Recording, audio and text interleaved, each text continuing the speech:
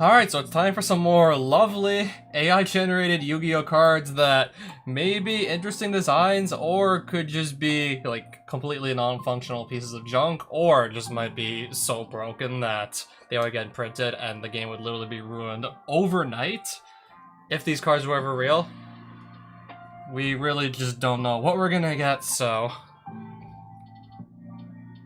Yeah, I think these were the last two that I saw at the end of the last, at the end of the previous stream I did, where I just looked at the Yu-Gi-Oh! But AI artificial intelligence cards.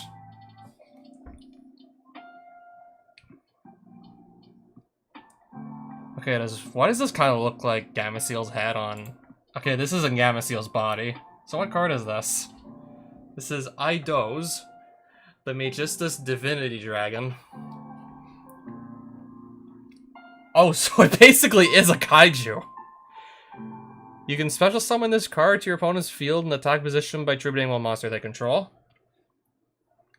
If your opponent controls a Magistus monster, you can special summon this card from your hand in attack position. You can only control one Magistus monster. So basically you can't play other Magistus monsters while this is out. Once per turn, you can remove one spell counter from your side of the field. Destroy all Magistus monsters your opponent controls, unless you have a spell counter. So, like, once you remove that spell counter, then there has to be 0 spell counters, or the effect is not gonna... Or does this not matter because it's reminder text, but I think it's incorrect reminder text. No, this is reminder text, but this doesn't make sense to be parenthesized. So do we just ignore this and it just always destroys all Magistus monsters your opponent controls? I don't know here. First card, and I'm already scratching my head. This is just the first card.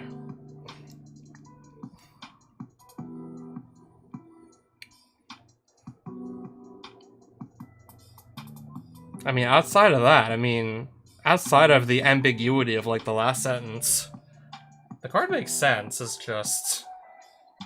I mean, there already are kaijus that exist, but... I think this is probably just, like, a worse kaiju in general. It doesn't really synergize with the other kaijus. You can't just place one on your opponent's field and then just summon this, because this is for some reason checking for Magistus monsters.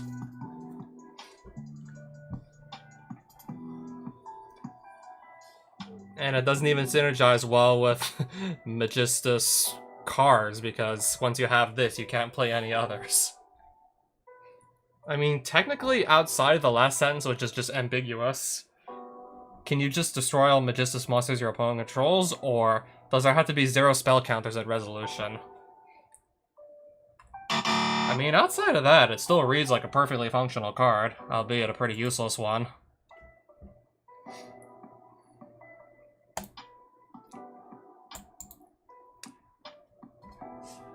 Alright, so... Valhalla. Field spell? I think this is Norse mythology, like the Rainbow Bridge in Norse mythology. All Gravekeeper's monsters on the field become Gravekeeper's monsters. Jeez. That's a great effect. When a monster is summoned, gain 500 life points.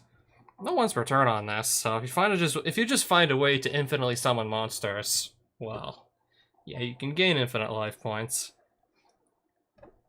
Wait, can't some decks summon like upwards of 15 times a turn? I mean, we're in 2024. If you don't hand trap them or floodgate them, some decks could literally just summon upwards of 15 times a turn and gain thousands upon thousands of... Interesting. Thousands upon thousands of life points. I was about to say, okay, maybe this gains you too many life points, but Ghost Sister and Spooky Dogwood also exists. If that card can exist... Okay, but I do think that most cards that would enable for infinite summoning shenanigans would probably be hit, limited on the ban list, or just straight up banned to really prevent... Yeah, I think a lot of combos that can just either take advantage of infinite summons, Or just straight up allow like you to summon infinite monsters. I think a lot of those are being addressed by the ban list anyways. And even if you were to maybe still put together something that can just infinitely summon as many monsters as you want, it's probably some long convoluted combo that, for all we know, it could literally just die to like a single hand trap. So this is interesting still. If a face-up Gravekeeper's monster you control returns to the hand, while this card is face-up on the field, return it to your hand. So the field spell, or the... Okay, it would be absolutely pointless if it's the Gravekeeper's monster. I think it's referring to this card. So basically, field spell, searchable off terraforming, or set rotation if you also want to run that. Pretty much a way to just gain a bunch of life points. Though, imagine going first, deep into game 3. There's maybe like, I don't know, 2 to 3 minutes left on the clock. And you're going first and you can play super fast and you summon a bunch of monsters before the opponent. Yeah, this would be a pretty, like, again, a cheap way to win in time. And it's searchable off of terraforming, set rotation, and other cards of the like. Other such cards can search it.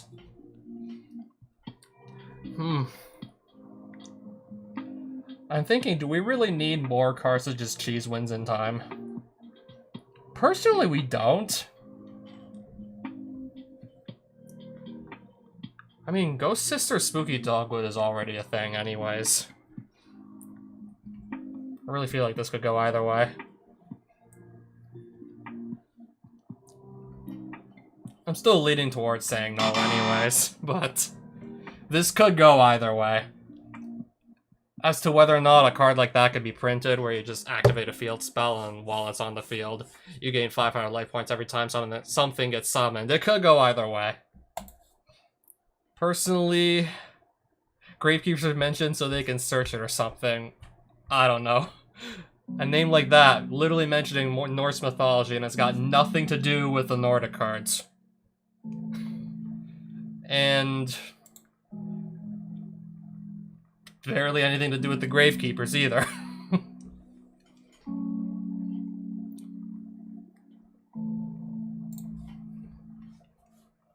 Watsichel H Unicorn. Reptile Xyz you make with any 2 level 1s.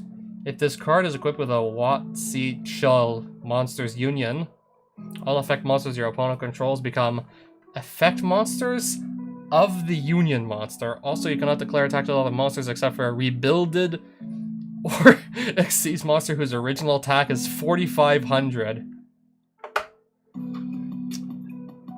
This is just too much text for me to read, I think. We're just gonna read the rest of it. It's already not making much sense, and this is only the first sentence. While you control another effect monster, monsters your opponent controls cannot target this monster for attacks. Also, your opponent cannot target other face-up monsters you control with card effects. Once returned during the end phase, if this card is in the graveyard because it was sent there this turn, you can special summon one Watsichel monster from your deck, except you couldn't summon this from your main deck anyway, since it is an Xyz monster. If this card is in your graveyard, you can target one Watsichel H in your main monster zone or graveyard, special summon it. Special summon a card that's already on the field. But banish it when it leaves the field. Ooh.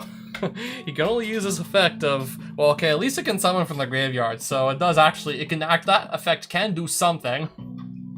You can only use the last effect of it, like, once per turn. The first sentence, like, doesn't make... If this card is equipped to the Watsichel Monsters Union, all effect monsters your opponent controls become effect monsters of the Union monster. Which... None of that first sentence. That first sentence doesn't really, like, make sense to me.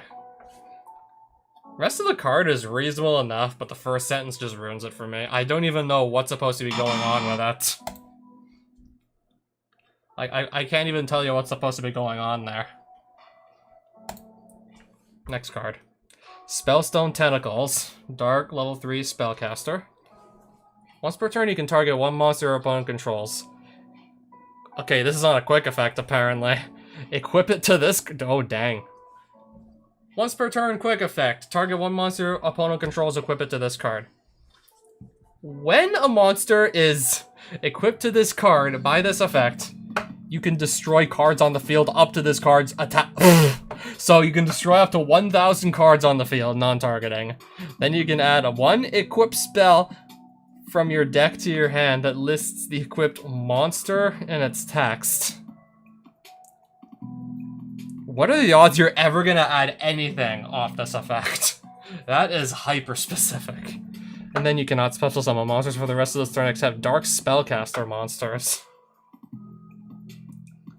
Interesting. Equip anything to it and then just destroy everything on the field, and then you're probably not going to add any cards from deck to hand. Then you can add... Wait, I do think you can never realistically, in 99.9% of board states, actually add anything from deck to hand. So on the off chance you somehow, like, snatch a monster that specifically mentions an equipped spell card, and you have that same equipped spell in your deck somewhere. On the off chance any of that would ever happen, and technically because it includes an effect to add from deck to hand, this board nuke effect can technically be stopped by a single Ash Blossom, even if you will probably never ever add a single card from deck to hand with this effect. I just did some mental gymnastics, and yeah, you will probably likely never add anything from deck to hand with this, but because it technically can, it can be ashed. Technically, Ash Blossom stops this effect. But still, destroy up to 1,000 cards on the field. Might as well just at that point say destroy, like, as many cards on the field as you wish, or something. Or destroy all cards your opponent controls, because at that point, that's what it's basically, like, coming down to.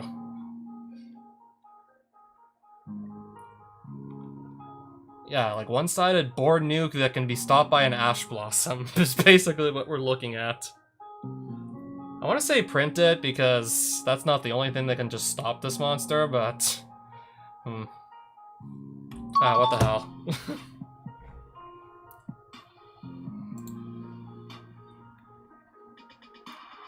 The only deck that can stop this card! Can destroy cards on the field. Wait. Up to this card's attack, then you can add 1 equipped spell from...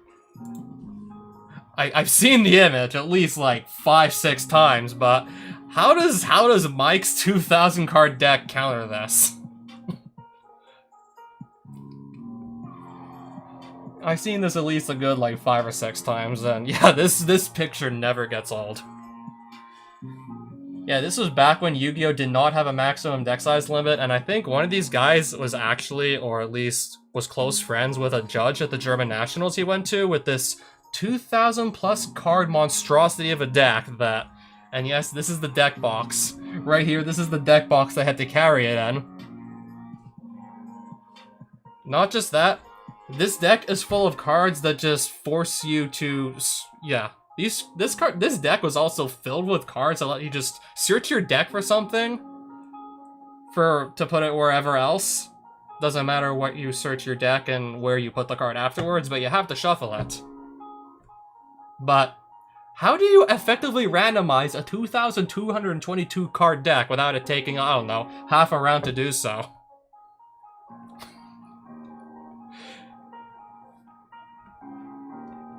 I think I even saw one comment from, I don't know if it was actually like Mike himself or it could have just been like anybody who just saying he was Mike or like the guy who made this deck. Against one opponent, I brought this monstrosity of a deck to the German Nationals to. I normal summoned Green Gadget, and just like that, the game was over. Such an anime effect. Somehow, Mikanko mirror support. So, reduce... Oh, yeah. That was, like, also something I noticed. That could also counter it. Very oddly specific way to counter the board nuke effect. Lower its attack to 0. Anything else, and it could still probably just completely, like, nuke any board. You'd have to just set its attack to 0. oddly specific. It's just much easier to, I don't know, play something like Infinite Impermanence to just negate the effect outright. Because it can be used against pretty much almost any other monster in the game, not just some random, like, card that makes the monster's attack 0. What am I saying? Can I destroy cards from inside their deck and extra deck and the decks of people around me too until we reach 1,000? Okay, specifically set on the field. If it just, like, imagine if it was cards anywhere, this would have been a hard no. Destroy cards on the field up to this card's attack. New. Creative. I like how this has an effect that only goes off in mirror matches. And it's technically still possible to negate it with a single Ash Blossom because the card can technically add from deck to hand. It probably just never will.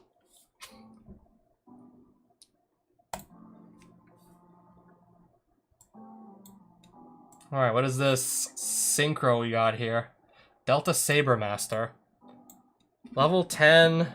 Okay, that's gonna be tough to summon. 1 tuner synchro monster and exactly 2 non-tuner synchro monsters. Good luck summoning this. This card gains the following effects based on the number of other face-up synchro monsters on the field. 2 or more, this inflicts piercing battle damage. 4 or more, after damage calculation, if this card battled an opponent's monster, you can destroy it. If the 4,000 attack isn't enough to get over it in the first place, I guess. 6 or more. Okay, I don't know when that's ever gonna happen. Assuming you can even use the extra monster zone, so you'd have like 5 other synchro monsters on the field. And then your opponent has to have one too. 6 or more synchro monsters on the field. For this card to, if it battles, your opponent can't activate cards or effects until the end of the damage step.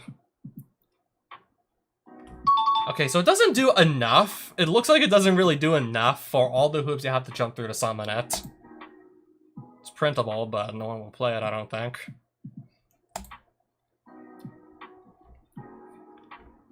Ah, Necros card. I was not around when, I think it was like the Bryanek Necros that was going for like 150 a copy. I was not around, but I've heard about it.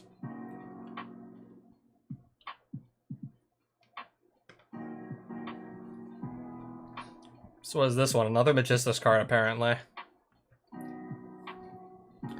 So yeah, that weird Kaiju Magistus hybrid, you wouldn't be able to have that and this out on this onto the field at the same time. So what does this one do? So you can target 1 Utopia monster you control, equip this monster from your hand or your side of the field to that target to give it 400 attack. While this card is equipped to a monster, monsters in your opponent's graveyard cannot activate their effects. Damn! We got a floodgate here. Nice floodgate. If this face-up card on the field would be destroyed, you can destroy 1 face-up Xyz monster you control. This has nothing to do with... Oh, but I just noticed, yeah, it is a level 4, so... I mean, if you're not using it just directly as a material to just summon a number 39 Utopia, you can just equip this to 1, and... yeah, pretty much... yeah, a card like that... okay, then again, I was thinking rank 4, level 4 spam decks that just can have a card that can just basically, like, lock your opponent out of using their graveyard. I think we already have Abyss Dweller, don't we? I was thinking, that is so cool. Any dedicated, like, rank 4 spam deck can easily just lock their opponent out of using the effects of their monsters in their graveyard. Then, it already exists. Technically, it was already done. I think Abyss Dweller probably just does the job a lot better anyways. Don't have to run a specific Xyz monster to go through with that. Or have this card in your hand, plus the Utopia Xyz monster already. I do think Abyss Dweller probably just does this thing's job better.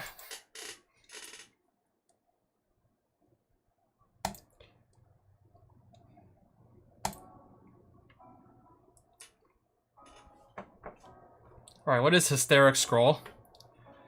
Okay, so when you activate this continuous trap, you can reveal 1 Harpy spell or trap card in your hand to draw 1 card. If this card is sent from the field to the graveyard, you can add 1 Harpy spell or trap. Interesting. Best thing I can think of to add just is either a Harpy's Feather Duster or a Harpy's Feather Storm if you're playing the Wind Winged Beast to be able to activate it. I'm just thinking of good ways to maybe get this sent from the field to the graveyard anyways. Searching either Harpy's Feather Duster or Harpy's Feather Storm. But I'm thinking of a really good, consistent way to get this from the field to the graveyard. Nothing's coming to mind yet.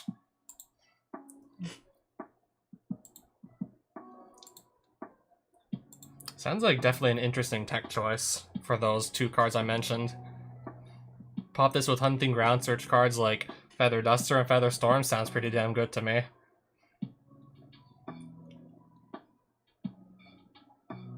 One of the Harpies took a weird dive into religion and never looked back. Weirdly decent Harpy support.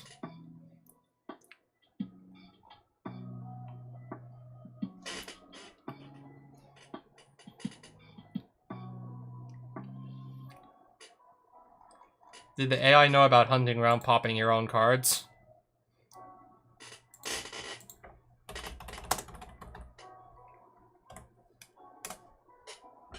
Which card was this again?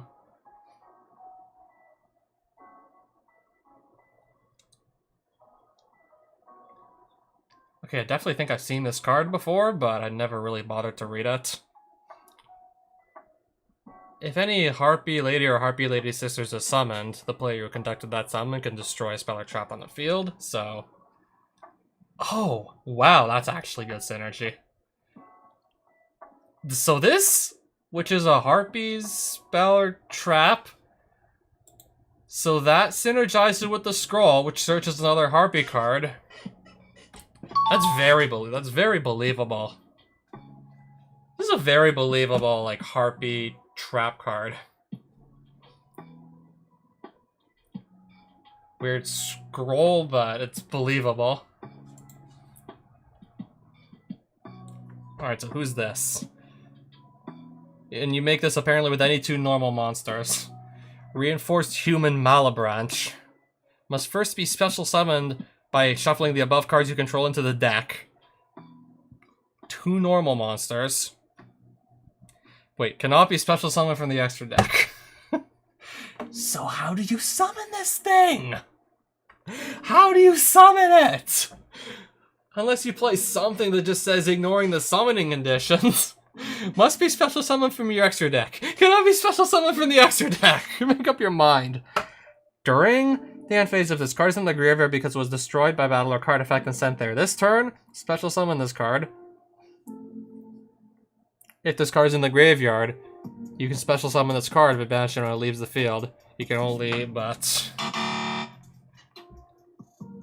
Must be special summoned first from your extra deck, and then you cannot special summon it from the extra deck.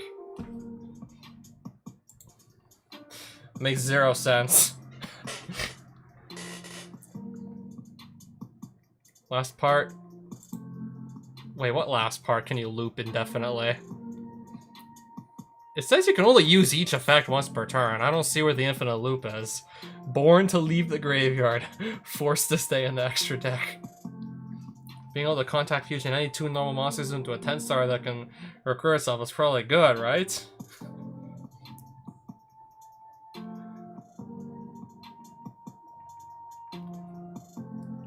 Yeah. Outside of just cheating it out with something that lets you ignore summoning conditions, if you can even do that, you literally can't summon this thing. The card does not function. I don't even know if the card would function, even if there was a card that just said special summon under some conditions, something from the extra deck ignoring the summoning conditions. If you literally physically cannot summon it, I think this card actually... I don't think this card can actually do, like, anything, really. I don't think there's any way to get this on the field. Wow. Alright, moving on. This was from which Yu-Gi-Oh anime? This looks like a screen cap from a Yu-Gi-Oh episode I probably forgot about. Ruinous Rapture, quick play spell. tribute one face-up monster you control. Your opponent rolls a 6-sided die, and if the result is 1, add 1 Gladiator Beast card. Demise, King of the Fists, or Call of the Cage from their deck to your hand. I was about to say, okay, this is very situational in the fact that it's tied to a die roll.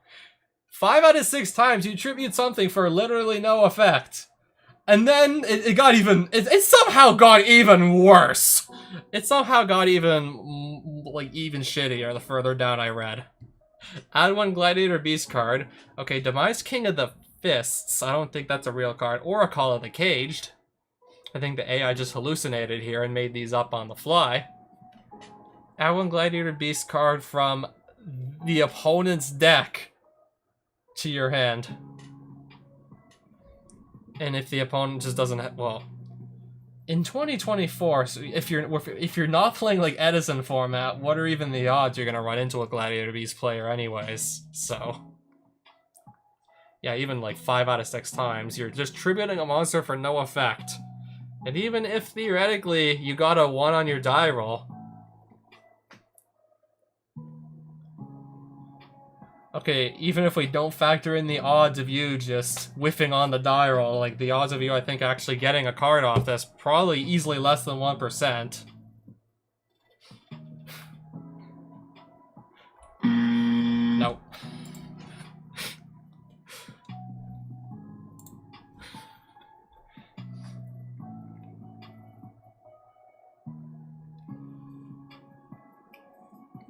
Requires a tribute cost. Gamble card that has only 1 out of 6 odds of doing anything. Searches a hyper-specific card from the opponent's deck if they have it. Damn, been a while since we had peak like this. AI making something completely useless, that's new. The upside is you contribute tokens. The downside is you only have 2 out of 3 chance with that 6. And 1 out of 6 otherwise. In Gladiator's training ground. No, I think the part that really got me was add the card from their deck to your hand. Just assuming that maybe they're gonna have it. You somehow have to still just either, like, manipulate the die roll with a card like that 6 or something. And then, or just get the 1 out of 6 chance to, I don't know. Then your opponent has to have a specific card. Which they're probably not gonna have. It's 2024.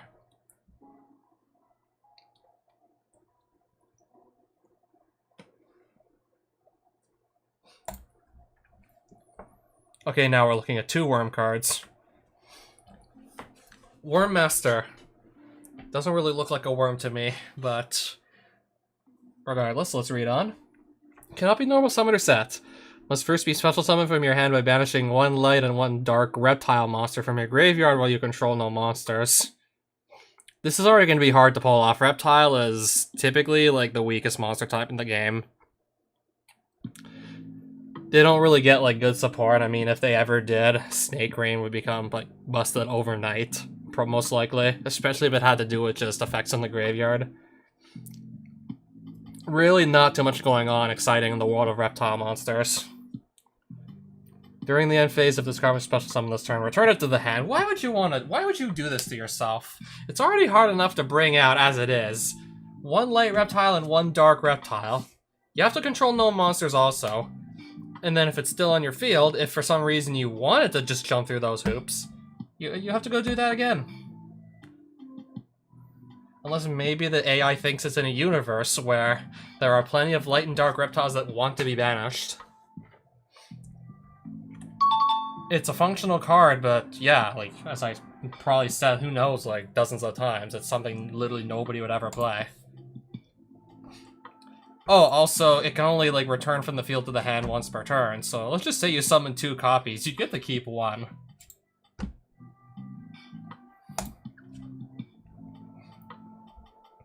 Worm Ragnarok. Doesn't look like a worm. Okay, maybe this looks a little bit more like a worm than the other one.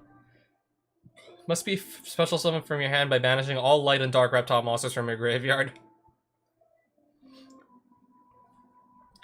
So the way this is worded, do you have to... Okay, so do you have to have at least, like, one light and one dark reptile in your graveyard? Or does, like, one of either attribute... Or is one of either attribute sufficient to play this thing? Yeah, I'm thinking if a card like this was actually printed, there'd be, like, reminder text on it somewhere saying minimum one of each or something, so... All light and all dark reptile monsters. You can't banish all your light reptiles if there aren't any, and you can't banish all your dark reptiles if there are not any, so... I'm just gonna assume minimum one of each. And say it's a doable card. Not much to really say here. Moving on. Pandemonium. The Dragon of Chaos.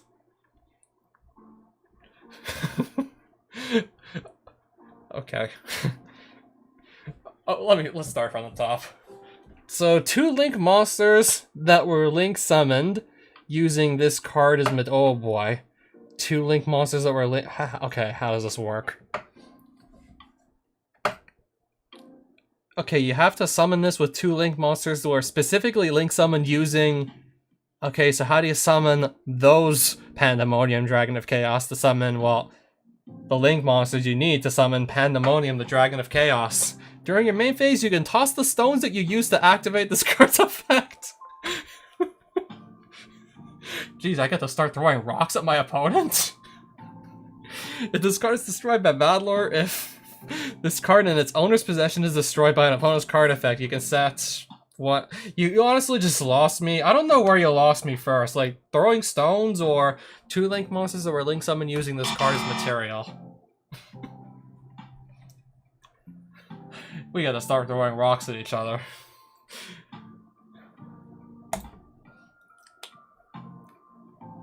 Yeah, safe to say that a card that would literally just start letting you throw rocks at locals.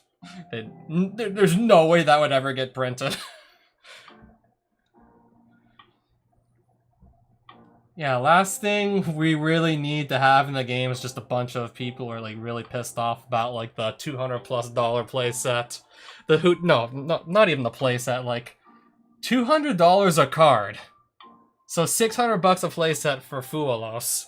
And now you're just now imagine printing a card that just lets people like throw rocks around. Yeah, imagine a bunch of like angry, sweaty nerds just throwing rocks at each other. Alright, next card. Salamangreat. Okay, this art bangs, not gonna lie. This art looks pretty cool. So it looks like a hologram of Blue Eyes, and it's got that orange sort of like fiery palette.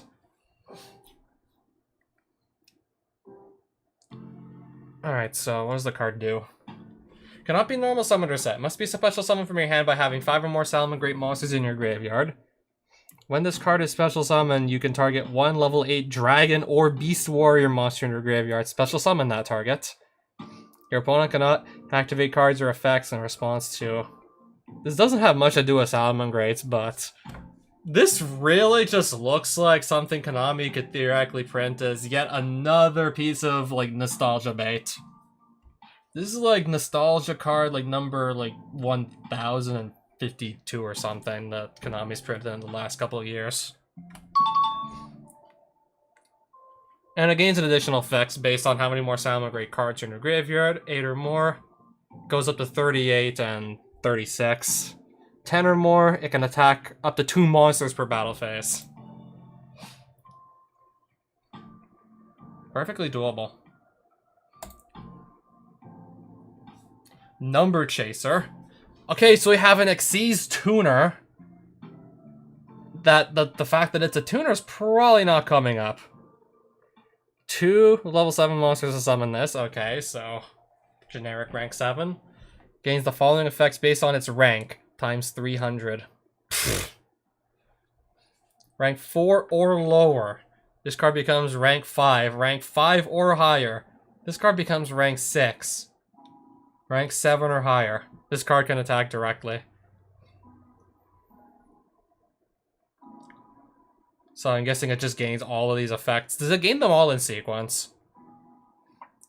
Rank times 300, so that'll be 2100.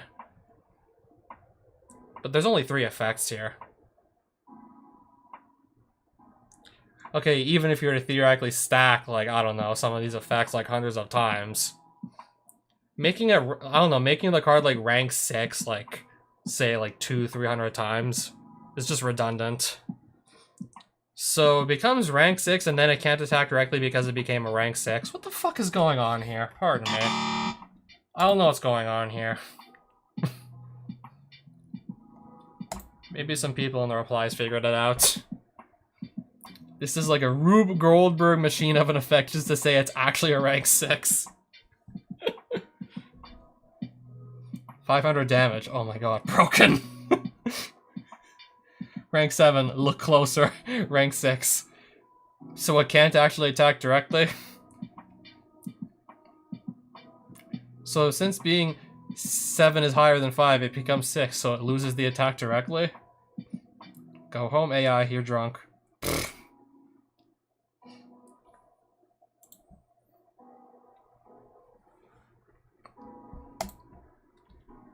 That looks like some pretty banger art. Okay, I'm trying to think. This looks like some reimagining. I think I'm trying to think like of any other monsters in the game that kind of look like this. Okay, it's still an OCG exclusive. This still never got ported to the TCG. Somehow my mind went straight to Job Change Mirror. I probably saw this in like a few old school Yu-Gi-Oh games like Sacred Cards or Reshef. And I was like, okay, this card looks kind of cool. Yeah, it kind of looks like Job Change Mirror. A card we still don't even have in the TCG. Wouldn't even know it exists if it wasn't for card games like Sacred Cards and Reshef of Destruction that had it in there somewhere, and because you couldn't just slam like any old card in your deck until your level was high enough, you might have just ran it if you needed a monster with like 1300 defense and your deck could actually fit it. Devil Mirror, trap card. When a spell or trap card you control is destroyed by your opponent's card effect except during the damage step. Target one spell or trap in your opponent's graveyard that was destroyed this turn, add it to your hand. Interesting card.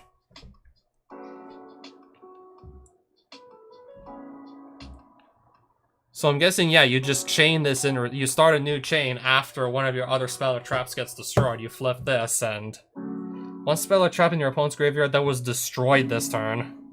I'm not even okay, thinking about it now, what are even the odds any of this is gonna come up? You have to destroy one of your opponent's spells and traps, and then they gotta destroy one of yours as well in the same turn. Also, they have to like not hit the Devil Mirror, or clearly you can't activate it at that point. So we both have to be somehow destroying each other's spells and traps, like in the same turn. There's gonna be probably a lot that's gonna have to be going on here. To just steal one of your opponent's spells or traps to add it to your hand.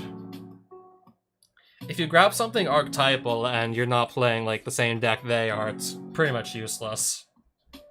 I don't know, maybe you can steal something like I don't know. Maybe you destroyed an infinite impermanence or something, and you can steal that.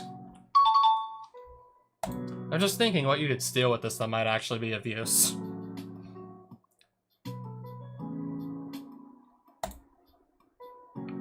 Still, yeah, neat little card. And this one's, oh my.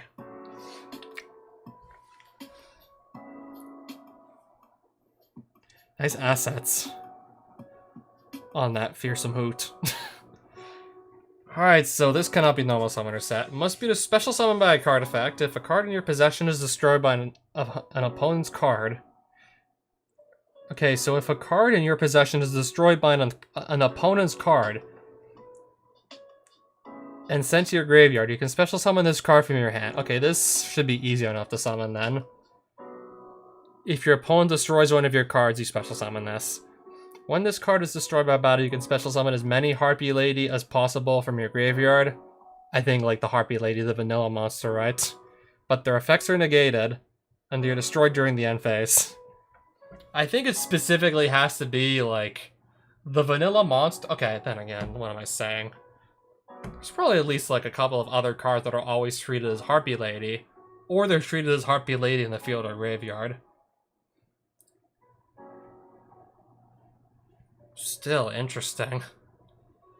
You can just summon as many monsters as you want, but it's basically locked into Harpy Ladies, which I don't really see the deck doing anything, so why not? I'd say print a card like this if it can only summon Harpy Ladies. Or the very few cards in the game that can be treated as Harpy Lady in the field or in the graveyard.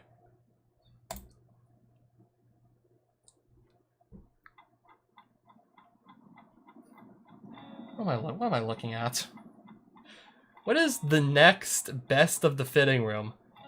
Add one face of Neospatial monster you control to your hand. What is the point of this card? Return one Neospatial you control to your hand. Technically, yes. Technically, yeah, it's a card, but a useless one.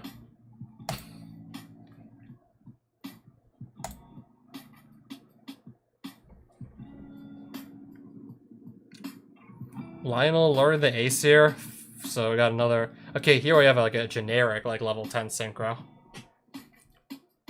So this gains 100 attack. Apparently it needs more than 3,500.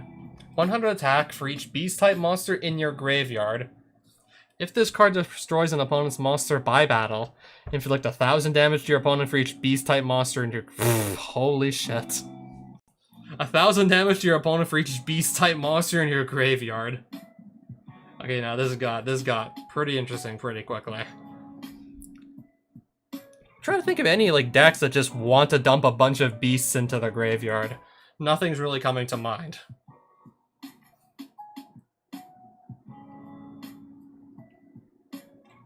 Is 1,000 damage per beast type maybe a bit too much? I'm thinking maybe it's a little bit too much. I mean, if you just get like 8 beast-type monsters in your graveyard and just swing over anything with this, you just won the game.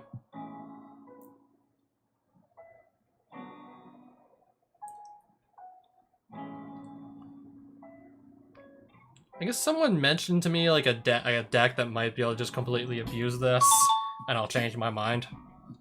Unless someone in the replies figured out a deck that can just completely abuse this. Because nothing's coming to mind. Puppet of Leo if he had a decent win condition. The kind of card that becomes expensive in pre-sale and is forgotten in less than a month after release.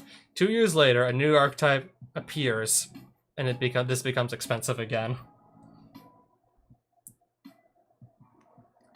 Ah, yes, my favorite Norse god, Lionel.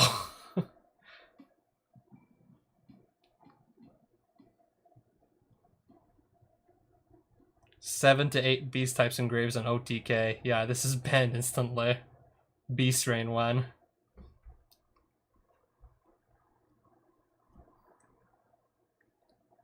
When the fake Norse god is more busted than all the 3 that we have in game combined. The new type of OTK I'd love to see. Yeah, I just can't think of a deck specifically. Somebody mentioned Melfi in the replies. Those are all beasts, but... Is Melfi just going out of its way to fill up the graveyard with Melfis? And I don't know, maybe like one of them is a tuner or something, and you just use like a level 8 to get into this.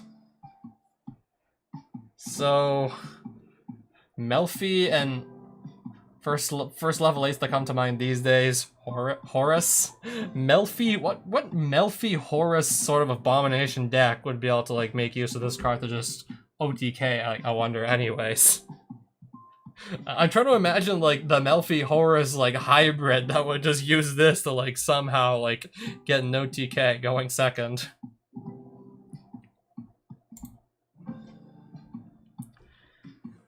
Okay, this just looks like some elemental hero monster. Not Divine Phalanx Brave or whatever it thinks it is. Alright, so it's fusion summon with 1 Lyrilusk monster and 1 level 5 or higher dragon monster. Cannot be. Use this fusion material. It must be either fusion summoned or special summoned by sending the above cards from either field to the graveyard. Oh, dang. So yeah, if you're playing Lyrilusks, you can just literally like remove any of any level 5 or higher dragon monster from your opponent's field, and they can't really respond to it because that's part of the summoning condition. The original attack of this card becomes 2,400 times the number of Lyrilusk monsters sent to the graveyard as fusion material. Also, this card gains 1,000 additional attack each time it is special summoned.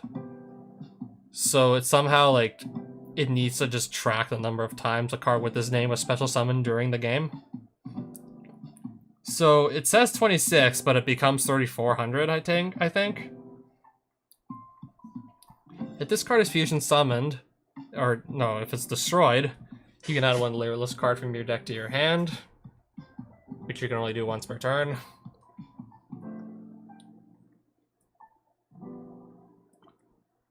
Yeah, I think there's at least like one or two like rank 1 Lyrilusk monsters, so even if you're just playing like level 1 monsters, just any 2 level 1 monsters, you can make Lyrilusk, I think, Assembled Nightingale or something. And then, yeah, that you can do that, just clear out any dragon monster your opponent controls that's level 5 or higher, in such a way that they can't respond to it.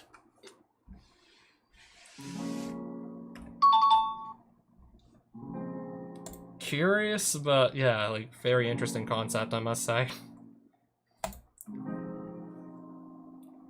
Alright, so what do we have going on here? Ancient Warriors, Ray. This is the crossover I never asked for, but I'm mentioning Sky Striker Ray. Oh my god, I love Sky Striker Ray. I would die for Sky Striker Ace Ray. Okay, what does this card do, though? If this card is normal or special summon, you can add one Ancient Warrior spell trap from your deck to your hand once per turn. And then during your main phase, you can special summon one Ancient Warriors monster from your hand, except Ancient Warriors Ray. And if you do immediately after this effect resolves, Xyz summon one Ancient Warriors Xyz monster using... Do they even Xyz summon?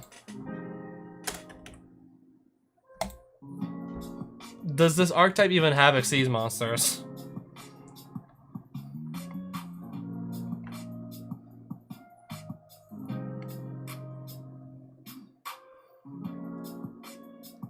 I was about to say, okay, so there's how many?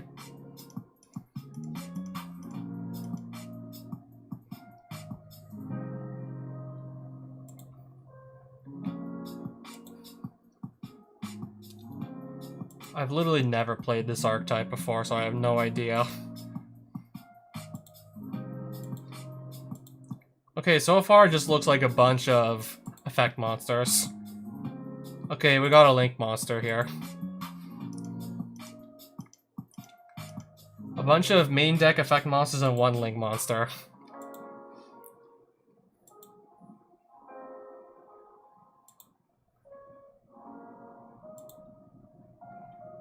So, in other words, you're telling me there are no Xyz monsters.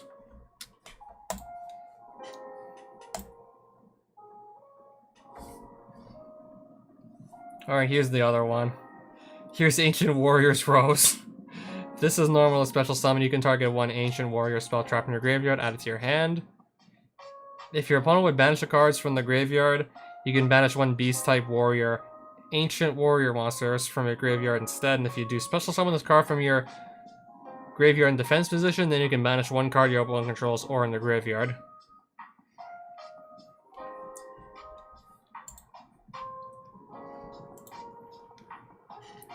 Also, I don't even know if this archetype has any spells or traps inside it.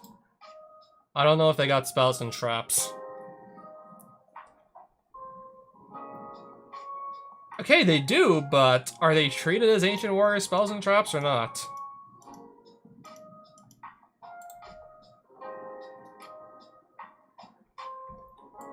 Okay, so we do have Ancient Warrior spells and traps.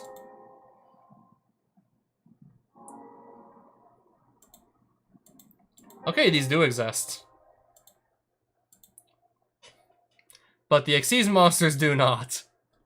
I mean, outside of that, these are both technically, like, very weird cards, but they're technically real cards. They'd function like real cards.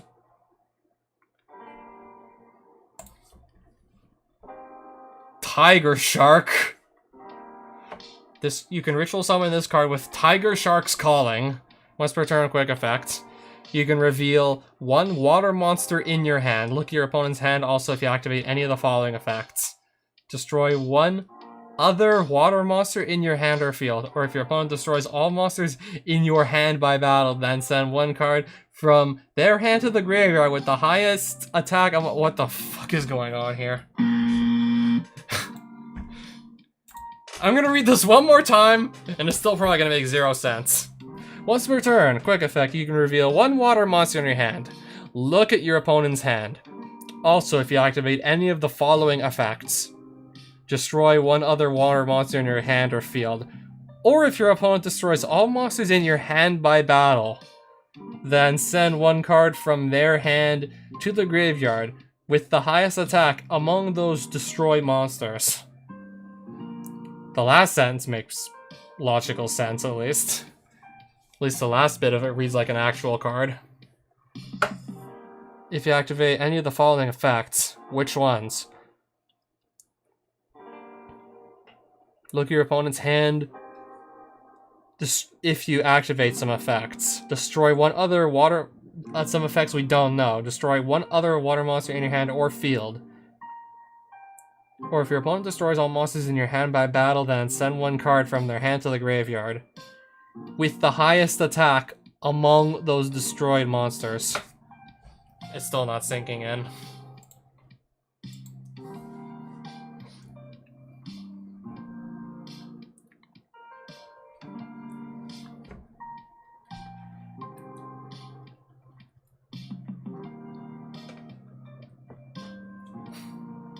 It started as an annoying ritual hand rip and it ended up completely incomprehensible.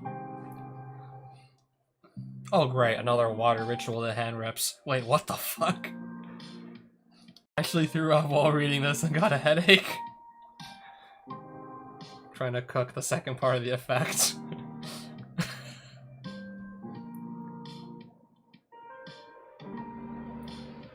Destroying cards in your hand by battle?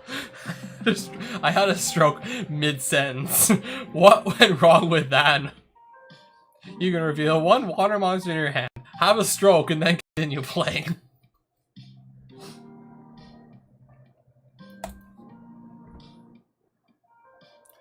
Royal Inspection. Continuous trap. During your opponent's standby phase, you can pay 500 life points to negate the effects of monsters that are already on the field until the end of this turn. During your opponent's standby phase. So this is a trap card.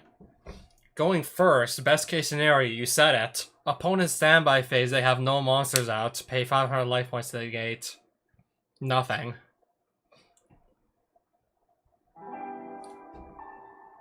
Realistically speaking, you'd have to just wait all the way till I think like the 4th turn. Your first turn, you set this. Second turn, there's nothing really on the field, most likely, on your opponent's side.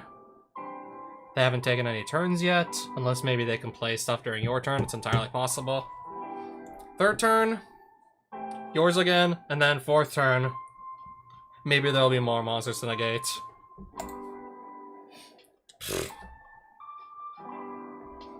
Bad card.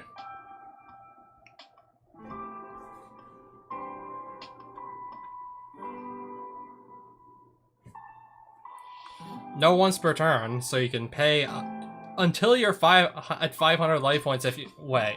No once per turn, so theoretically you can do that. Theoretically this is allowed if you want to just lower your life points to 500. Funny, I remember there being another card that technically if you want to go all the way down to 500 life points, you could.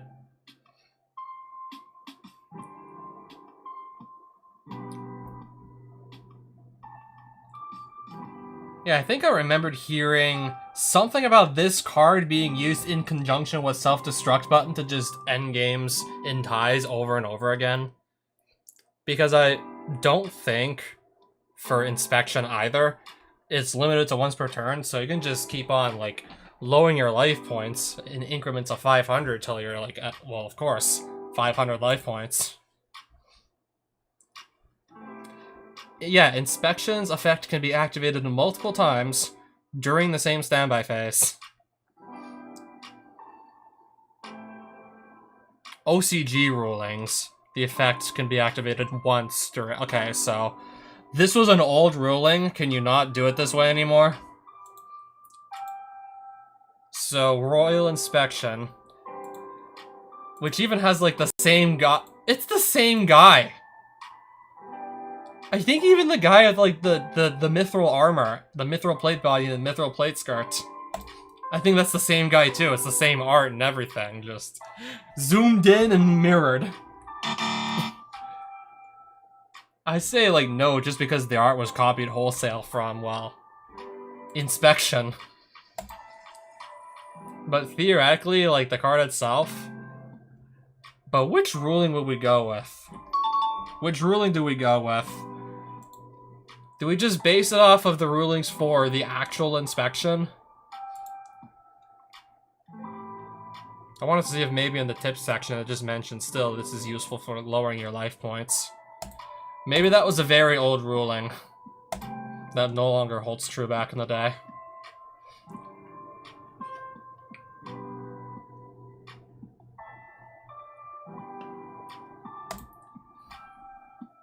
Alright, so here we have Starry Night Night Striker, a Link 3 Warrior, any 2 monsters that aren't tokens.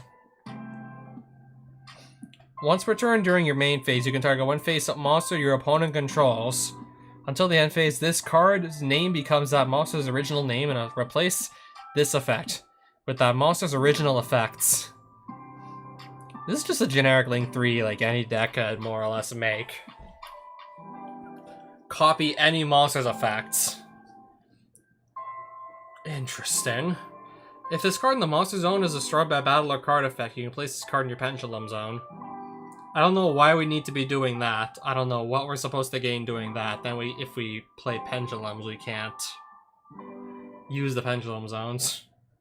Or if maybe you're playing it with cards that just let you special summon from the spell trap zone. Maybe that.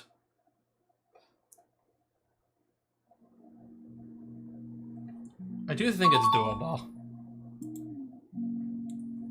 You can only really, like, copy your opponent's monsters.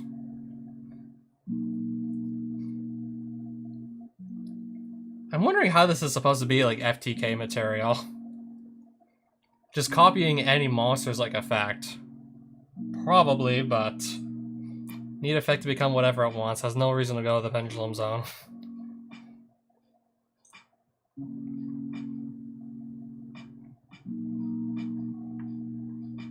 Wait, you'd be able to summon this back from your spell trap zone with Snake Eyes. Yeah, definitely. But... Wait, what are his scale values? There aren't any. So Starving Venom is Link 3. Copy any monster's effect. Okay, thinking about it now, isn't there a card that's actually banned that does that? Greedy... Venom Fusion Dragon?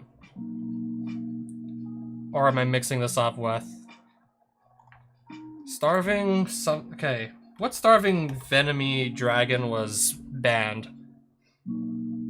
What Starving Dragon was... What Fusion Dragon was on the Forbidden List? Again.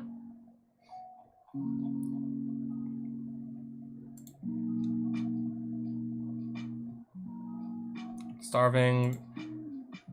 This is the banned card.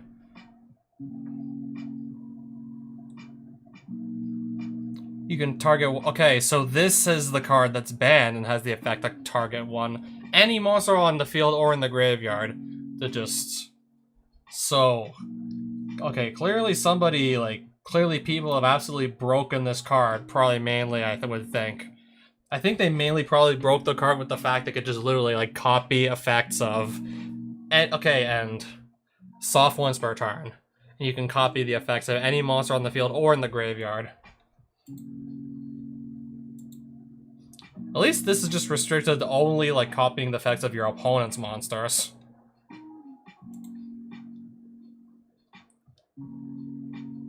So with that limitation, can you... I wonder if you can still, like, actually go pull off an FTK with this. If so, it would probably be, like, you have to jump through a lot more hurdles. if you have to specifically get a monster onto your opponent's side of the field that you want to copy the effects of to do this. I'm thinking, I don't even know what cards you would actually combo with this in the first place. I was not around when... I don't even remember which Venom Dragon it was. The one that got banned. I was not playing Yu-Gi-Oh! At that time, and when I got back into the game, yeah, I think that dragon was on the ban list already.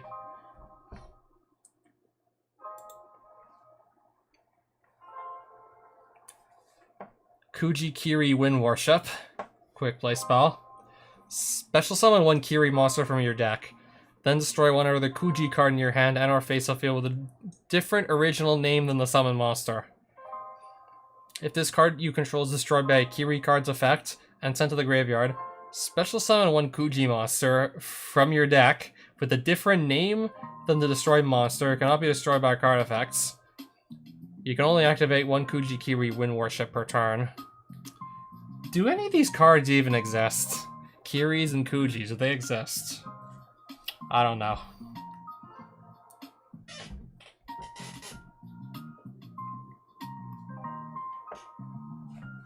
If they theoretically did, this functions and wouldn't be like too broken either as a real Yu-Gi-Oh card if these theoretically did. Oh, Danglong's back. And now he's a Dark World monster apparently. If you control no monsters, or all monsters you control are fiend type, you can special summon this card from your hand. All face-up monsters you control gain 600 attack. If summoned from the hand, this cannot be destroyed by battle or card effects. During either player's turn, when a spell or trap card is activated that targets exactly one dark monster, you can send this card from your hand or face-up field to the graveyard. Negate the activation and destroy it. Spell trap card that targets exactly one dark monster. So it's a hand trap against a... This would definitely still come up like often enough that it would be usable as a hand trap.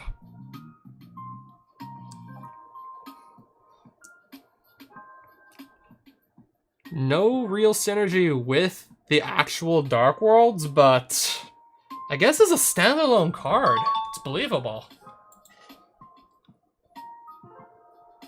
Powerful hand-like effect that's like not like so generic that any deck could just like use it. It's not just like usable in literally every single situation. Yeah, I'd say like theoretically this is printable.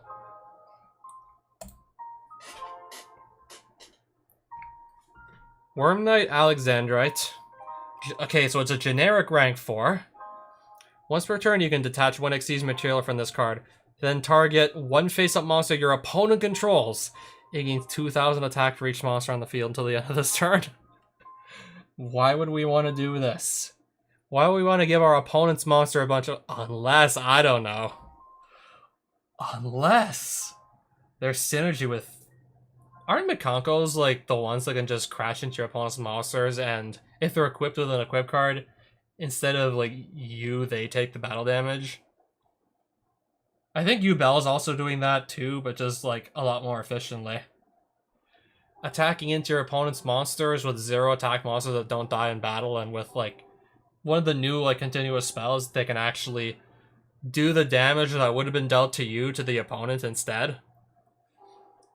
Yeah, I had like one guy recently at locals, like I think it was Nightmare Pain, summoned a bunch of Yubel monsters, and then just they all had 0 attack, and I had like some 2,500 attack monster just sitting there. And I'm thinking maybe I lost a couple of other life points before that somehow. Yeah, basically I died to like a bunch of Nightmare Pain damage.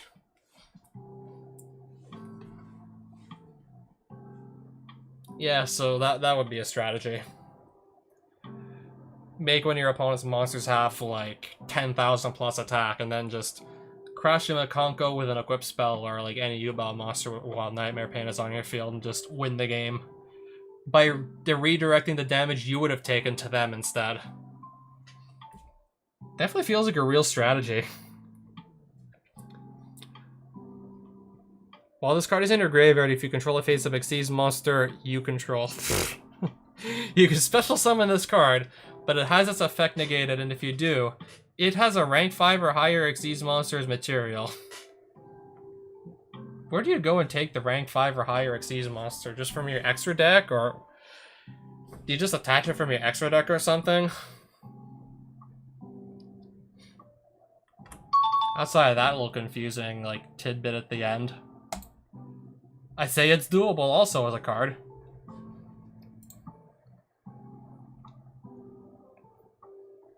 Listen, if it was level 3, it would be the funniest Mikanko tech.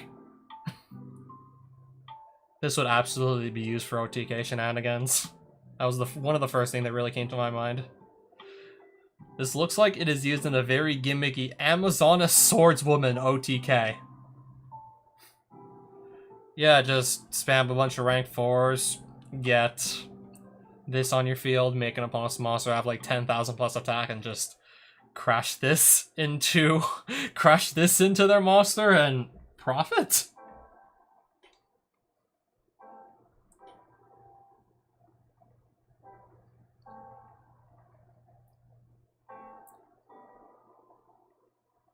Mikanko, it's free real estate.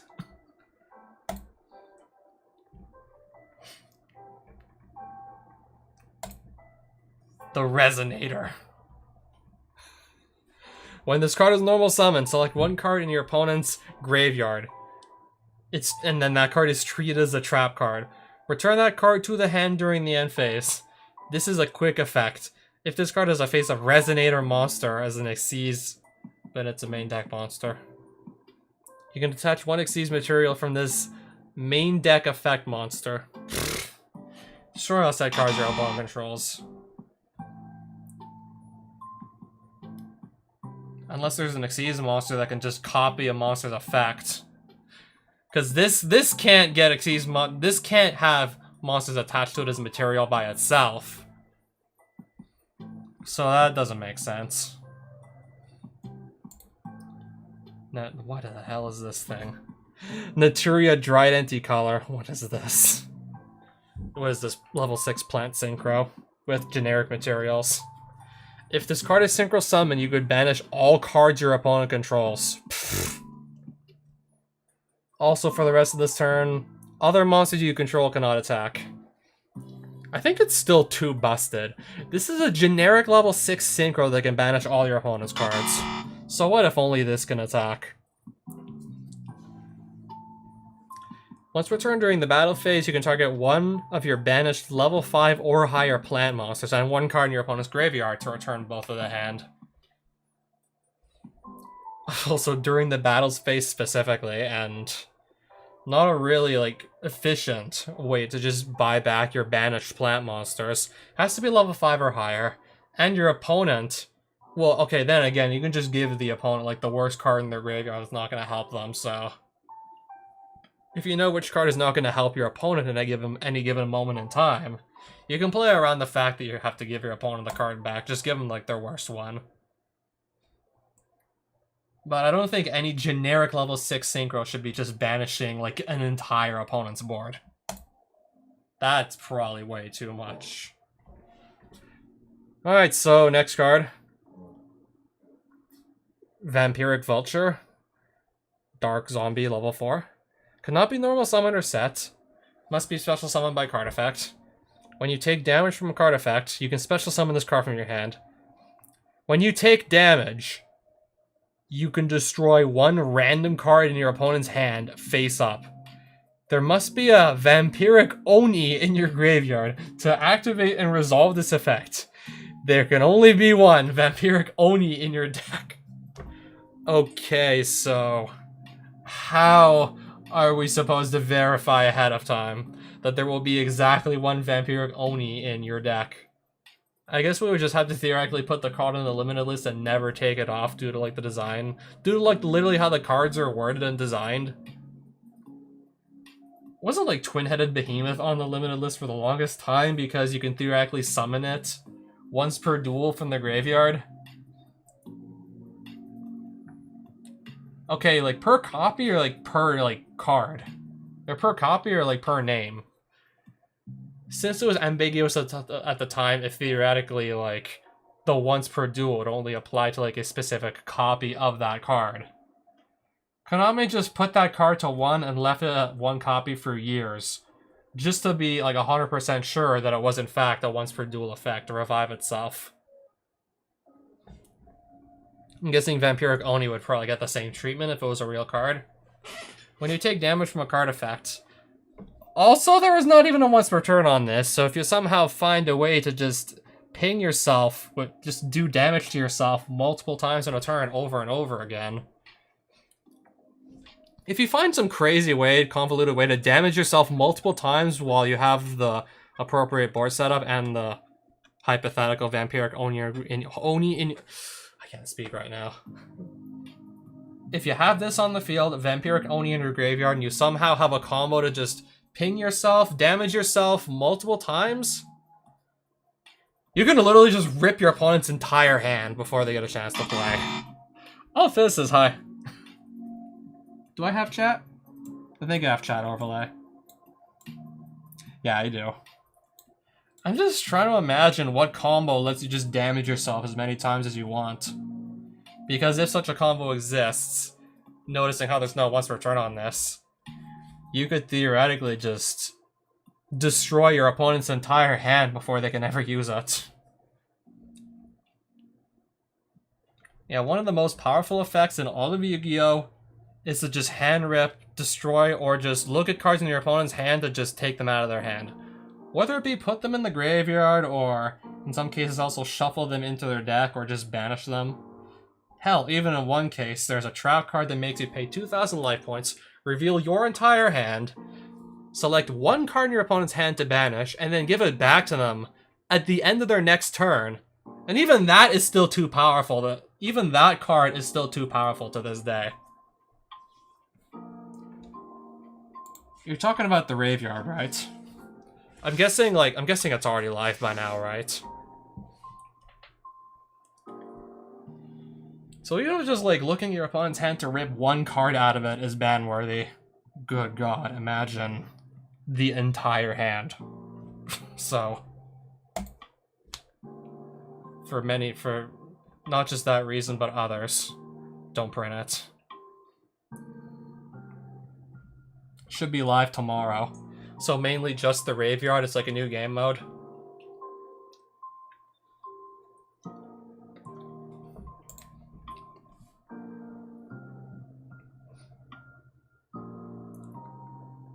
Alright, what do we have going on here?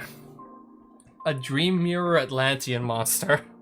Some weird Dream Mirror Atlantean hybrid. During your main phase, you can tribute this card. Return all monsters special summon from their graveyards. Okay, special summon from the graveyards to your hand. Okay, at least this is not a quick effect or anything. Also, your opponent cannot activate the cards. Activate cards until the end of your opponent's turn. Okay, so you contribute. Oh, hold up. Hold on a minute. Return all monsters special summon from the graveyards to the hand. I assume there actually has to be at least one monster that was special summoned from the graveyard to resolve any of this, right? But so let's just assume there was. You summon this, any monster from your graveyard, return this from the graveyard to the hand. Or no, return something else from the graveyard to the hand. And then your opponent cannot activate cards. Your opponent cannot activate cards until the end of the opponent's turn, so they can't activate cards. Let's just say you go first and use this effect. They can't activate cards during your turn, and then their next turn, they can't play anything. Okay. Now that's danger. Yeah, if it was theoretically really easy to summon this and get the effect to go off going first, this would probably be an auto win.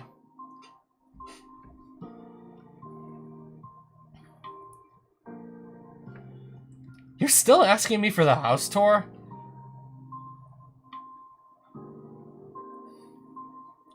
I mean, it's definitely not the worst idea for a video.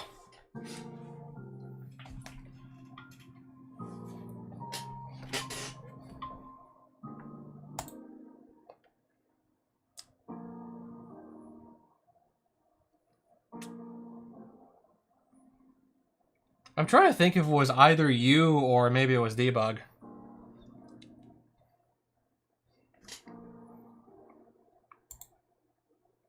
Yeah, so if this was theoretically super easy to summon and to have the effect go off. Yeah, that's fucked up indeed. That snake archetype is in shambles. Textbook lockdown.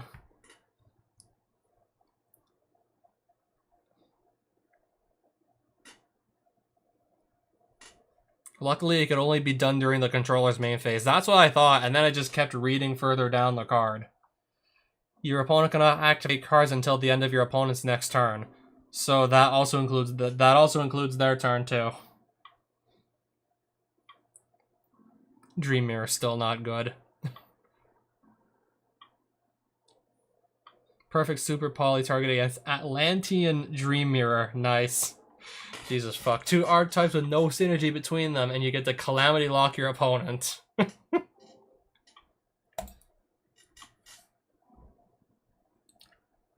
I don't know, I'm thinking at least like 6-7 years by now. Online at least. I really think it's been at least like 7 years.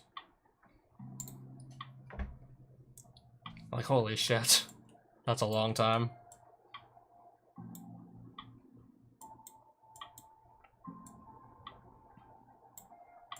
Temple of the Forgotten. Alright, so what is this next card? Not gonna be one that like locks your opponent out of the game, I'm pretty sure. All Utopia monsters you control gain 300 attack and defense. Once per turn during the end phase, you can draw cards equal to the number of Utopia monsters you summoned or destroyed during this turn. Okay. I'm thinking there's a way to break this, probably, most likely. I wish I knew more about the Utopia archetype. I'm thinking, like, hang on a minute.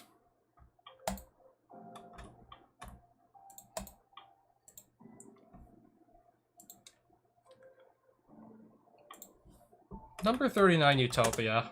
I know... Oops. We haven't seen anything yet.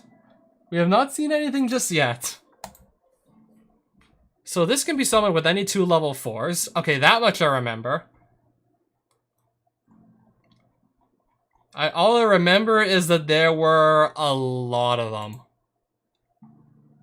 Yeah, there was a lot of them, and a lot of support for them.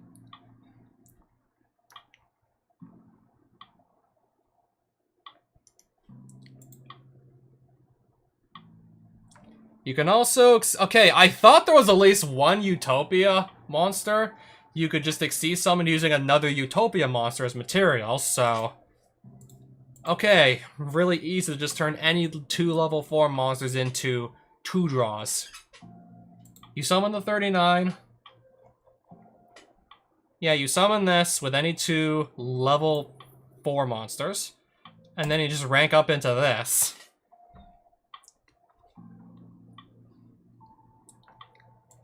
How many more, like... How much more, like, Xyz climbing can you do, I wonder, with these monsters? How many more of these monsters, I wonder, can you just pile up to just draw, like, even more cards? Well, I just showed you that, yeah, like, it's easy to draw 2 cards with any 2 level 4s with that field spell.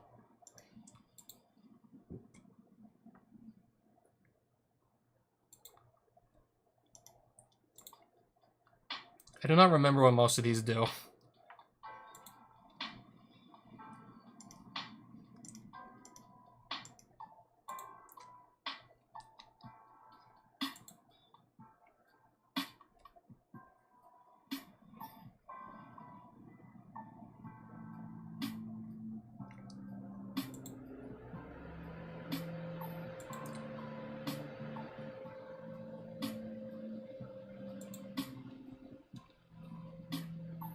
Utopia AV, what the hell is this? Okay, I guess you need like 3 level 5s, or maybe you rank up into this with like some... Or you rank up into this with some like rank up magic spell, I don't know. Number C39 Utopia Ray Victory. Why do we have so many Utopia cards? Aside from the fact this is like the main character's like main like ace monster. like the main character of Yugioh Zexal anyways. A video where Chris Chan begged people to remove everything related to a house tour he did due to the possibility of the health department moving the health department. That wouldn't happen. I want everything about my house off the internet. I mean, once it's on the internet, that's the thing. It's probably going to stay up there forever. I would probably honestly prefer to not have the details of not even necessarily my house. I don't own it. I would prefer to not have that on the internet.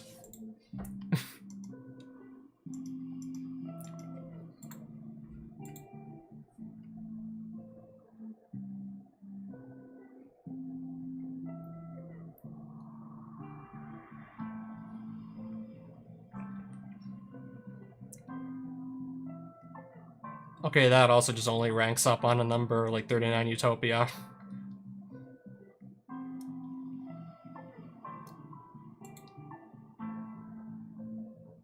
A rank 4 Utopia monster. Okay, so get this.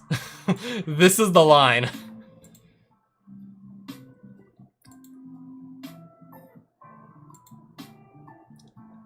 C39 Utopia Ray was what again?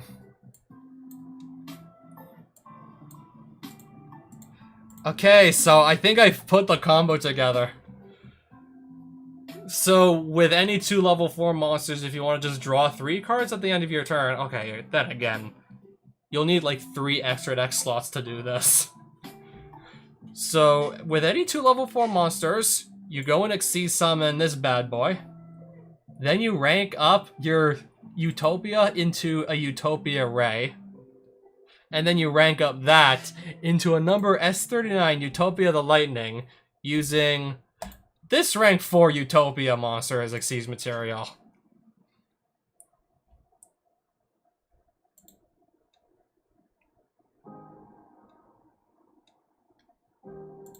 Okay, I'm just making sure that's all valid. Okay, everything looks like a valid play here.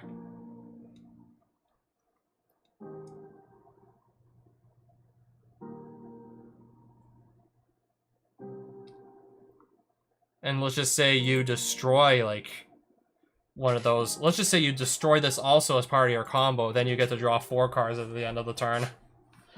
But yeah, the combo I just mentioned takes up 3 spots in your extra deck. Those are precious extra deck slots that could literally just be used by anything else, so...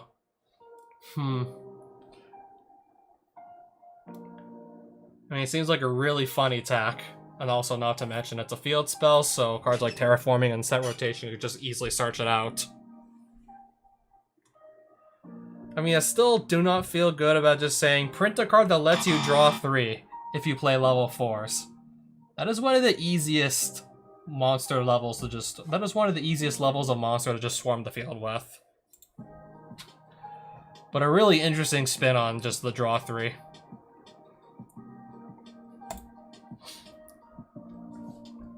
Oh, A-Team, Strike Intelligence. Alright, so... It's a pendulum, sure. So, when it's in the pendulum zone, face up trap cards, and their effects cannot be activated during the battle phase. So let's just say something is set, and then it's flipped face up. Does it get affected by this, or no? Or does the card already have to be face up to not be able to do anything in the battle phase? Alright, so what does it do in the monster zone?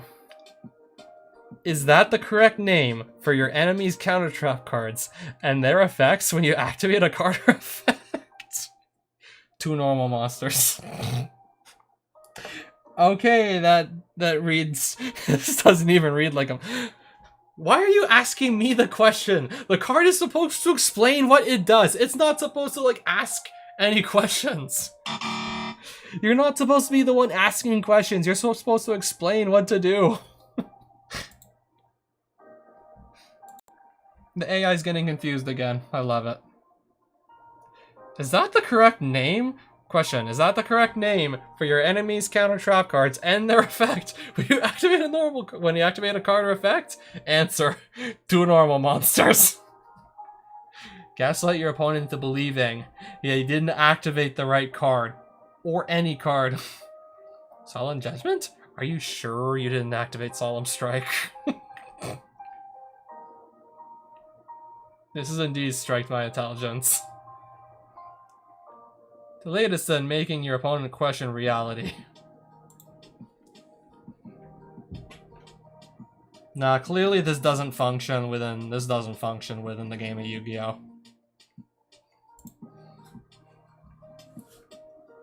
White Knight of the Shining Star. Warrior Link Spirit.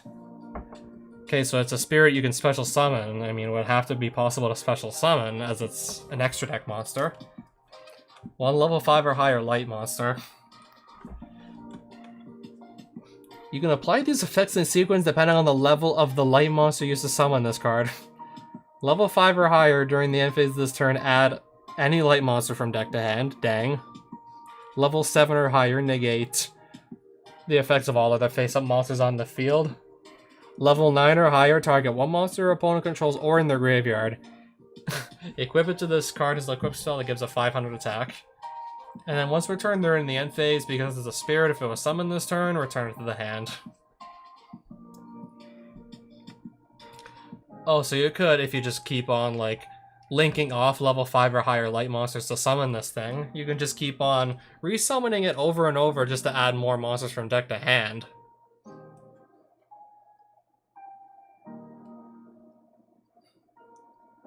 I mean, for one thing, I'm not really playing that many DDLC mods currently.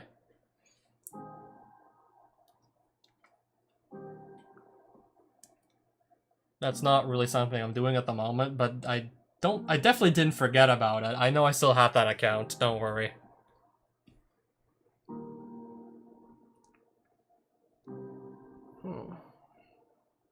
Now, could you print this? Any light monster from deck to hand, though. Literally any.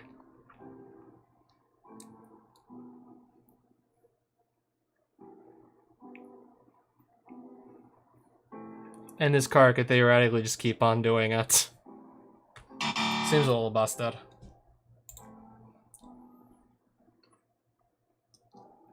Flower Guardian cards. I don't know if I might have seen these ones already. I remembered seeing some Flower Guardian cards from the Yu-Gi-Oh! AI account before. Maybe I've already read these ones, I don't know. In that case, I'll just probably leave them. I'll just leave them there.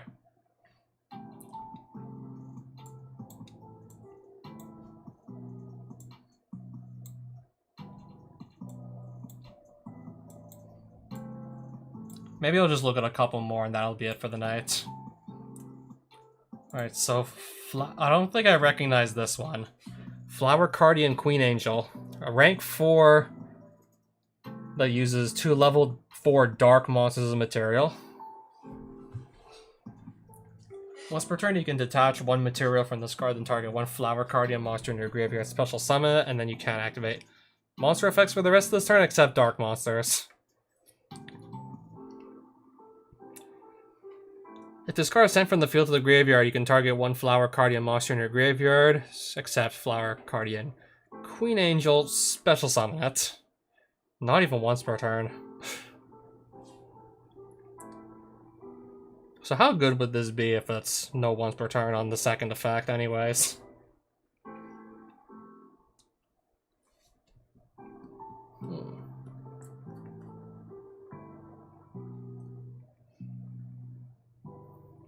I think it's reasonable enough.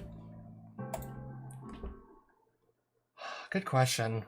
If it isn't gaming or technology related, what would I want to do? Good question.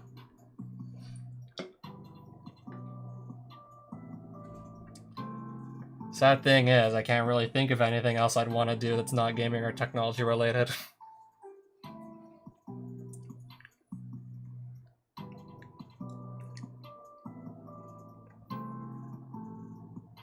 Okay, maybe like an art channel. If not gaming or technology, maybe art. Yeah, no, not maybe, probably.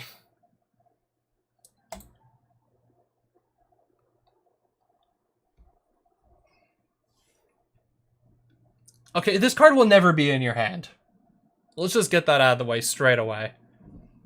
So this is a level 12 synchro that needs 1 tuner and 2 or more non-tuner fiends. If you, yeah, you're never special summoning this from your hand. It'll never be there as it's an extra deck monster.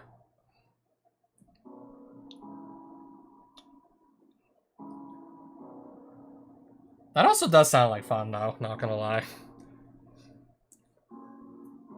If your opponent activates a card or effect, or if a monster is special summoned to your field, you can banish this card from your graveyard, draw 2 cards. Wow.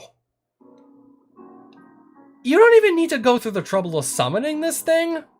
This is like the next greatest Dogmatica punishment target the AI came up with. The card that just says, send a monster from your extra deck to the graveyard, then destroy 1 monster your opponent controls with equal or less attack. Yeah, this is like the next best thing, the next best theoretical target for something like Dogmatica Punishment or Nadir Servant.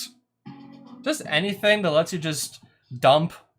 Oh, also Ultimate Slayer, that lets you just dump cards from your extra deck to the graveyard. This is a really good one to dump. If you special... You're probably gonna be special summoning a monster in 2024, I would think. Also... Your opponent's gonna have to activate a card or effect eventually, so you're more or less just guaranteed to get the 2 cards.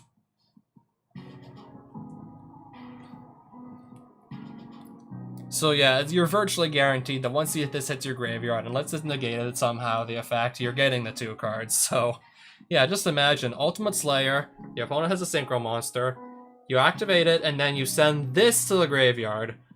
Their Synchro monster is thrown back into their extra deck, and then you just go and draw 2 more cards. You already cleared out one of your opponent's boss monsters, and then you go draw 2 more cards. Just imagine. Maybe it's a little too good, the graveyard effect, but maybe it's a little bit too good.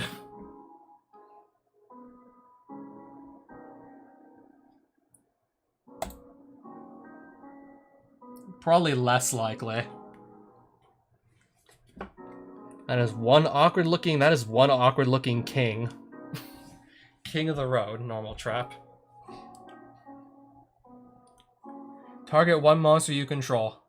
Banish the top card of your opponent's deck face down, and if you do, for the rest of the turn after this card resolves, you cannot activate any spell or trap cards or effects, except King of the Road. You can only wait. This is, okay, at this point it's redundant. At this point, it's hella redundant to mention you can only activate 1 King of the Road per turn when the card literally... Oh, wait. You cannot activate spell or trap cards or effects except King of the Road. You can only activate 1 King of the Road per turn.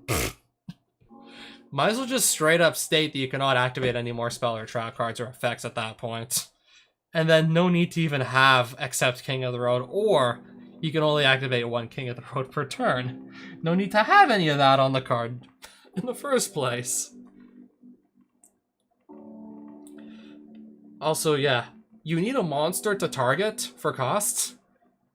You don't do anything with the monster, it just needs to be there so you can legally activate the card.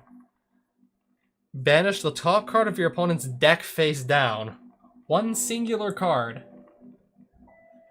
And then lock yourself out of spells and traps for the rest of the turn.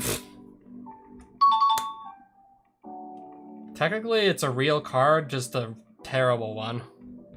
One that's not at all worth playing.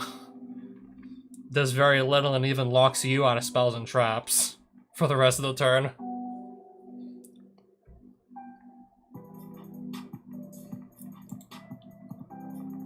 I love this guy already. I already love this guy. Curry Babylon, extra human strength. 2 Karibo monsters with different attacks.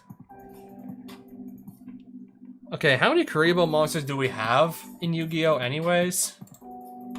I remember Brothers of Legend gave us like a bunch of Karibos. But I don't know if they maybe all have like the same attack, which in that case would theoretically not be possible to summon this unless, I don't know, one of them's on the field and then you just increase or decrease its attack somehow. And then I guess you could summon it. Which in that case, yeah, you'd probably just have to go through... You just have to go through many more hoops So we have Jung Kuribo, Galactic Kuribo, Detonating Kuribo, Clear Kuribo, Astral Kuribo, On Kuribo, Kuriba, Kuribi, Kuribe, Kuriborn, Kuribu, Link Kuribo, Magic Kuribo, Performapal, Baru Kuribo. What the hell? I did not know there were this many Kuribos. If they all have like... Okay, so far it looks like they all have the same stat line too. Okay, never mind. This one has 100, 100. So Astro Kuribo and one of these other Kuribos.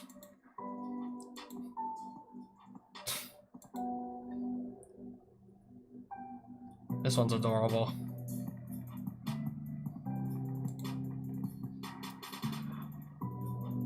The first and only Kuribo monster in the history of the game to actually end up on the ban list. This did not slow Snake Eyes down one bit. This did not stop the best deck from dominating. Losing this one like Link 1. That did not slow them down much, if at all. Hell am I, what am I looking at? I'm starting to think I'm going insane looking at all these cards. Okay, so Astral Kuribo and one of the many other Kuribos I just looked at. We can summon this. Once per turn, during your standby phase, you can target one Kuribo monster you control. You can target... Oh wait, never mind. It's not a Kuribo, it's a Kuribabylon. Special summon one Kuribo from hand or deck with a different attack. Also, for the rest of this turn, you cannot special summon monsters from the extra deck except synchro monsters. Also, the targeted monster's attack becomes 0. Also, this card can make up to 2 attacks on...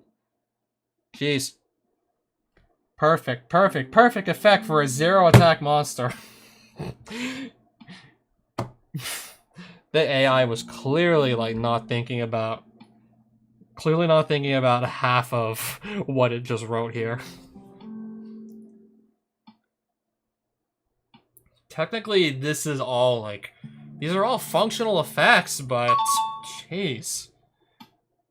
Card's just useless at first glance, and even if you jump through a bunch of hoops, it's probably still useless.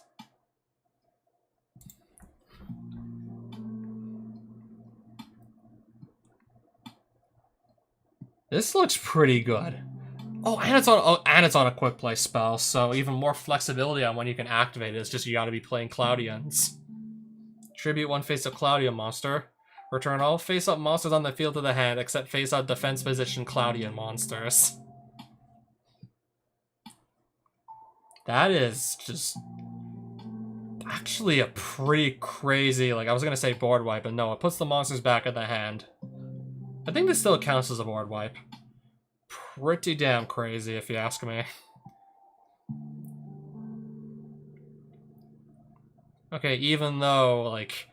it would be locked into an archetype that I don't even know if it ever saw like competitive play, like at all, let alone competitive play in like the past year or two. But still. And to also like, yeah, also because this is on a quick play spell, so you could just also set it and then like activate it during your opponent's turn if you need to. You have the option to do like that too if you want. Or of course you can just activate it at any point during your turn from your hand. It's a quick play spell. Ah, Medler, welcome back. Mario won for the first time. GG's though, good game. Okay, what am I looking at here? What is this? What in God's name is that? You contribute one other water monster. Add one Rika monster from your deck to your hand, and there's no once per turn on this. It's like probably the most cursed thing I've seen all night. I just don't want to look at it anymore. I just want to move on. Elias the Ingenious Pendulum Dragon.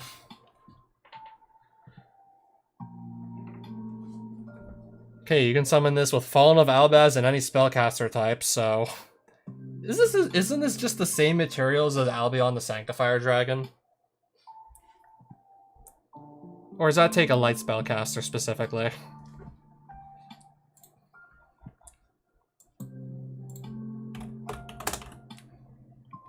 The dragon that should have been banned last ban list, but is for some reason still in the game. It should have been banned. Okay, one light spellcaster. Okay, so that's technically easier to summon. Once per turn, you can target one Fallen of Albaz in your graveyard, special summon it. If this card is sent to the graveyard by a card effect, you can send one Fallen of Albaz or one monster that mentions it from your deck to the graveyard. That's probably a lot of... I remember, yeah, a lot of monsters mention it. Except this. At the start of the damage step, if this card battles a monster with equal or lower attack, you can destroy that monster. Then if you destroy a monster, you can special summon one fusion monster that mentions Fallen of Albaz as material from your extra deck, except for this. Also, you cannot special summon from the extra deck for the rest of this turn except fusion, synchro, or pendulum monsters. Okay, so you're only locking yourself out of Xyz and Link monsters. Special summon any fusion monster that... Okay, they're still, like... Okay, that's still pretty good. That is still pretty pushed.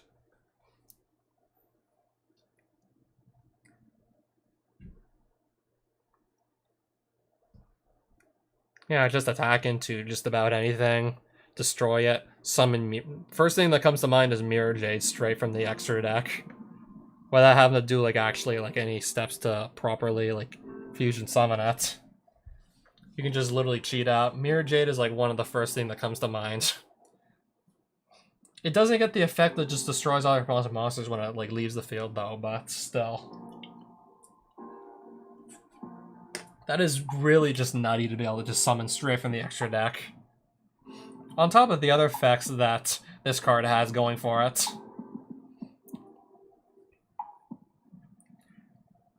Looks pushed as hell, but honestly, it just feels in line with the rest of the branded cards. So I'm just gonna, yeah, I'd say print it. It just feels like it fits in line with the rest of the archetype. Has a lot of crazy fusion monsters that mention Fallen of Albaz as material. We got another one. The Fallen of Albaz and the Sanctuary in the Sky. I think that's a field spell card. This card's name and original attribute are treated as the Sanctuary in the Sky. There's no way you're gonna fit there is no way you can fit that text into this text box here. This card's name and original attribute are treated as the Sanctuary in the Sky. The attribute! Also the name.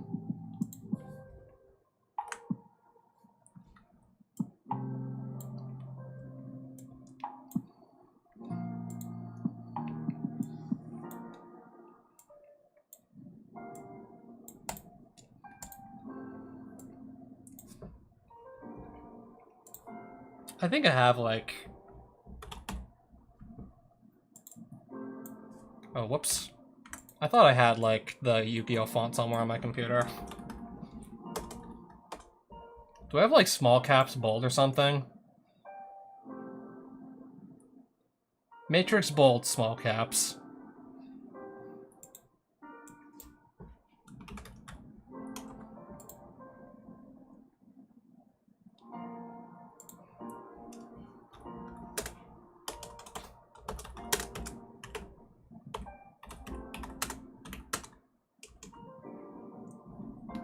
Okay, why is the font not updating?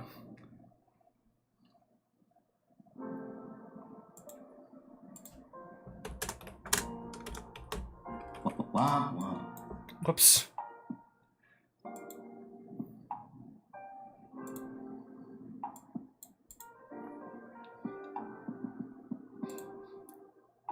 Alright, now this too.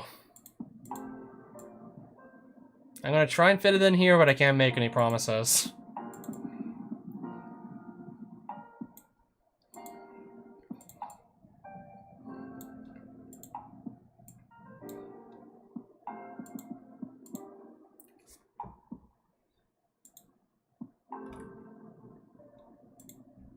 Let's not make it bold.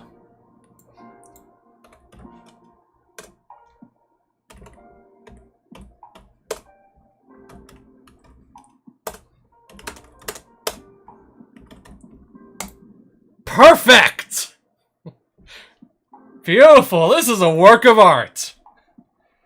Alright, so what else does the card do? The Sanctuary in the Sky. The Sanctuary in the Sky attribute. Once per turn during your standby phase, inflict 1,000 damage to your opponent. Once per turn during your standby phase. When this card is destroyed by a battle or card effect, special summon this card to the center main monster zone. Your center main monster zone, I take it. Okay, it's a 1 effect, so it could miss timing. That could miss timing, potentially. Also, it is unaffected by other card effects. But no, isn't this like the most, like... Isn't this one of the most messed up things the AI came up with? To treat the attribute as the Sanctuary in the Sky.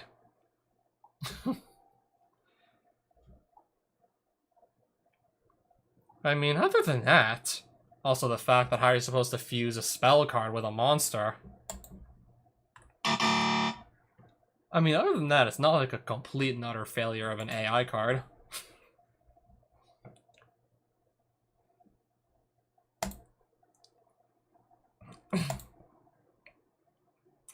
Laval Spring.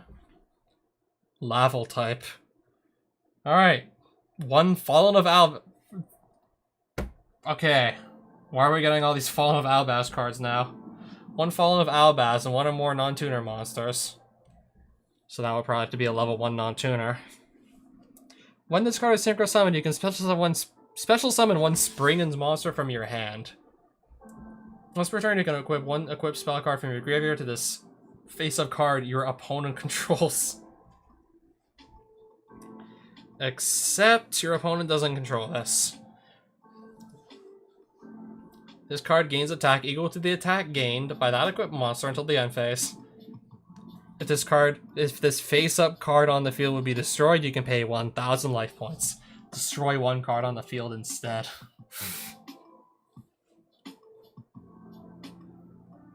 Okay, no, that's absolutely insane. You can just do that as many times as you have like life points to pay. Destroy one other card on the field instead of this getting destroyed.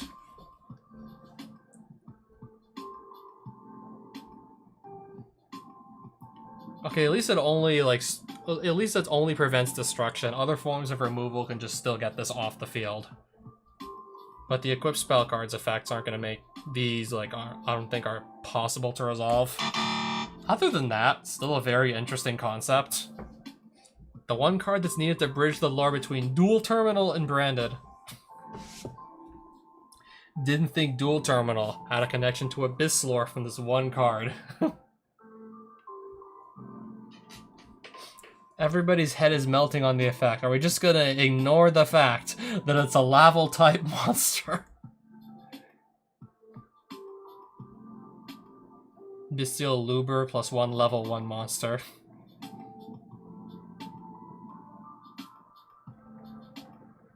Finally, 0 tuner synchro.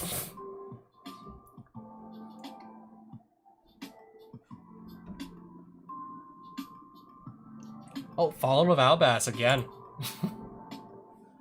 Raid Raptor Shrevel Yomi. If you control a Raid Raptor monster other than Fallen of Albaz, and have not added Raid Raptor monsters to your hand yet, you can special summon this card from your hand. You can only special summon Raid Raptor Shrevel Yomi once returned this way. Rank up magic spell trap that is summoned. Using this card's material gains this effect. When this card declares an attack, you can add one rank up by numbers quick play spell from your deck to your hand, and you can return one rank up matching normal spell from your deck to the hand. Special summon a spell or trap using this card as material. That doesn't sound like it makes sense. Rise of the Pharaohs. The 7 tribute summon by tributing Fallen of Albaz. 2 level 9 zombie monsters.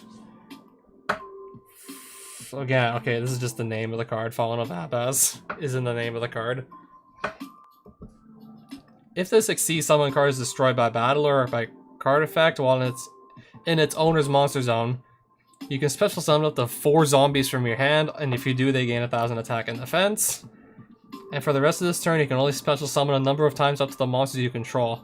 And the first time, each monster has its own monster summon or monster effect activation. Draw 1 card. Wait, am I reading this right? First time each monster zone has its monster summon or monster effect activation. For each monster zone, the first time a monster is summoned there or a monster effect is activated in there, you draw 1 card.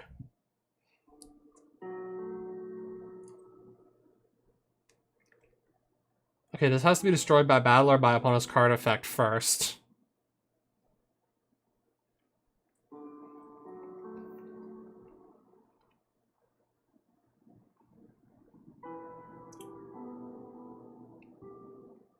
I don't know, like, drawing that many cards, I don't know how many cards you can draw off this, but it sounds like it's just ripe to, like, it's just ready to be broken.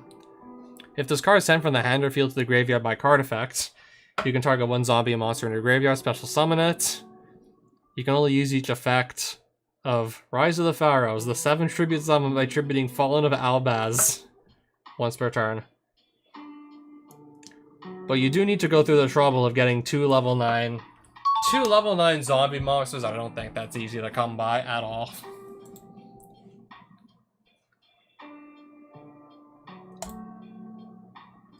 Iron Chain number 2. Oh, Fallen of Albaz again. This card is not treated as an Iron Chain card. 2 level 4 Iron Chain monsters. Once per turn, you can also exceed summon this by using Fallen of Albaz as material. Once per turn, you can detach 1 material from this card, then target 1 monster your opponent controls. The next time will be destroyed by battle or card effect. This turn is not destroyed. Why do we want to give our opponent's monster protection from being destroyed exactly? I don't know.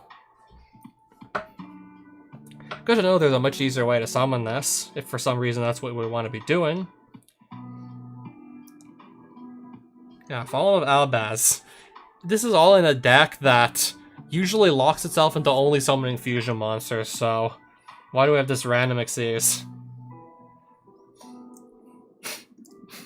If this card destroys an opponent's monster by battle, this card can attack again in a row. Also, it gains 200 attack until the end of the... Wait. Can it just keep on attacking over monster after monster until there's nothing left to swing into? It doesn't say once again, it just says again, and there's like no, like, once per turn on this, so it can just attack over everything. Assuming it's strong enough to do so. Damn. Turning any Fallen of Albaz into just a monster that can attack all your opponent's monsters once each. That's how I'm reading this. Damn. And it still somehow doesn't seem too broken. It's just like horribly, like, horrible flavor fail, but in terms of like power level, it doesn't seem overkill.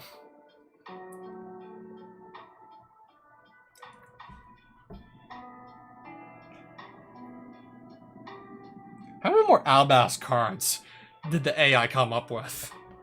How many of these are there? Or how many cards mention it in the name somewhere?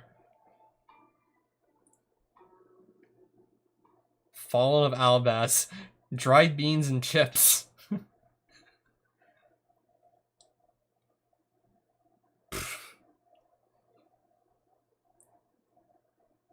Oh, I've seen this one before. Ash Blossom and Joyous Spring. Which is also mentioned in Fallen of Albaz.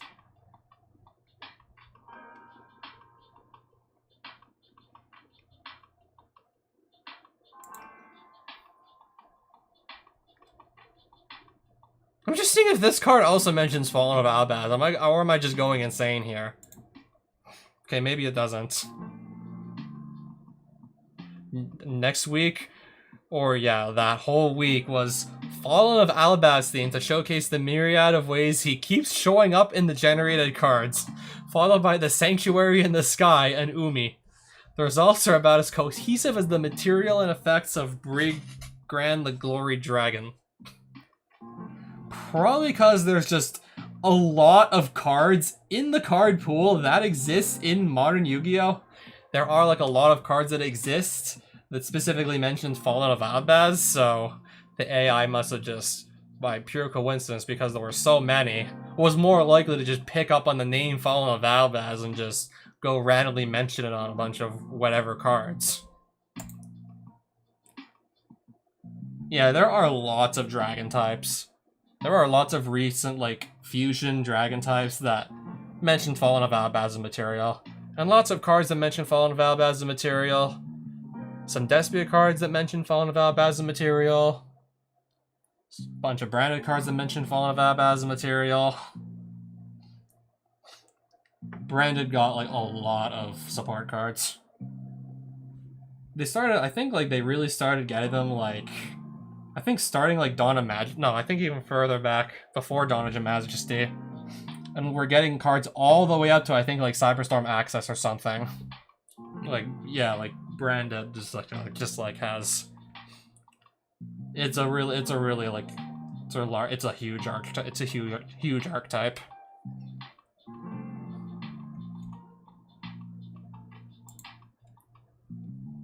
Yeah, there's all of these Albaz dragons, sure. And then there's all of these cards. All of these cards related to Fallen of Albaz or the branded lore or the Abyss lore, as that's more or less known as.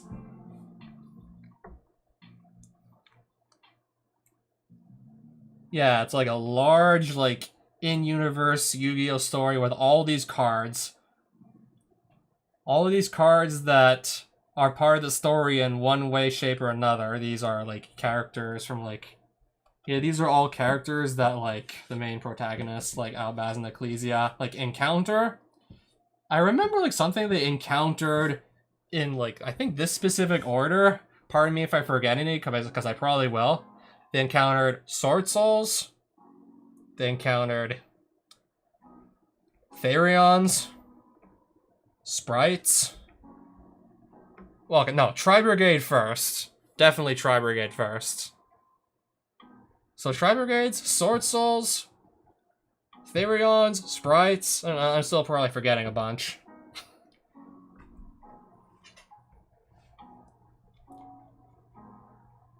Yeah, like a video I saw like a year or two back summarizing the entire Abyss lore. The whole video was like over an hour long, basically starting from like the very starting point of the story.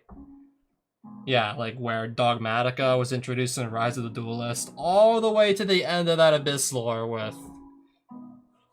Yes, I think Cybernetic Access or Cyber Storm Access. I think this is like the last piece of the Abyss lore. Albaz and Ecclesia just heading off for yet another adventure, and one of their friends they made along the way, Tri-Brigade Kit, just waving goodbye to them.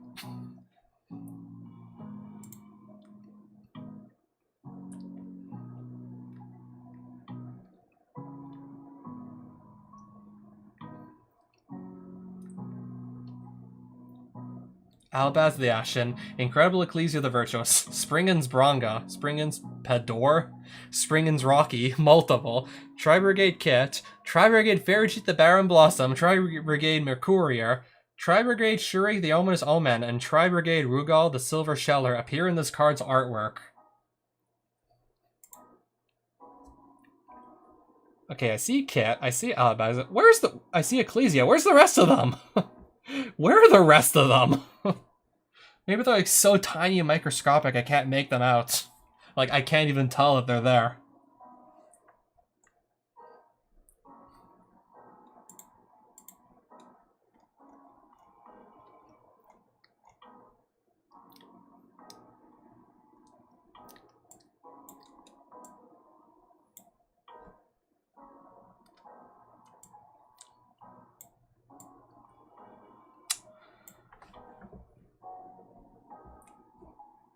I'll just continue from here onwards, downwards some other day. I think at this point I can just wait to see the rest of the Fallen of Albaz cards, but yeah, just the next 1, 2, 3, 4, 5, 6, 7, 8. The next like 8 cards. One of which I have seen already. The next 8 cards all mention Fallen of Albaz. And they're all, yeah, all AI generated, of course, and they all just picked up on Fallen of Albaz and just came up with something random that just so happened to mention it because he's mentioned on so many cards.